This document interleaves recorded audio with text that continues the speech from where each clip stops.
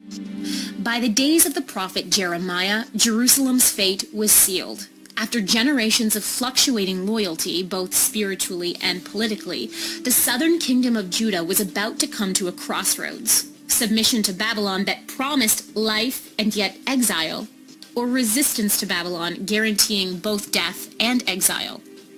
As Jeremiah would see, submission is a hard sell to human nature, even if it guarantees life.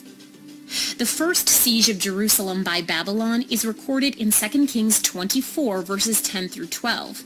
It was during the short 3-month reign of 18-year-old Jehoiachin, who was left to defend his father's decision to rebel against Babylon. Babylon marched into Judah determined to regain control.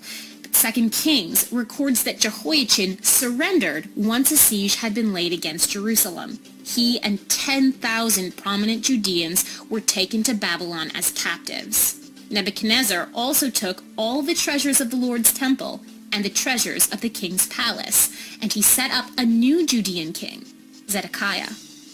Politically, Judah's king Zedekiah lived in submission to Babylon only in show. He sided with a failing Egypt in a last-ditch effort to resist Babylon.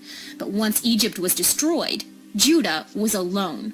One by one, the fortified cities of Judah were destroyed, and Jerusalem itself was laid siege to. The general horrors of siege warfare were experienced in Jerusalem in great measure: starvation, disease, and cannibalism. The siege lasted at least a year and a half and ended with the brutality of besieging soldiers that had been working to break the city walls. The city was set on fire. Zedekiah was blinded and many residents of Jerusalem slaughtered. Those who survived were exiled.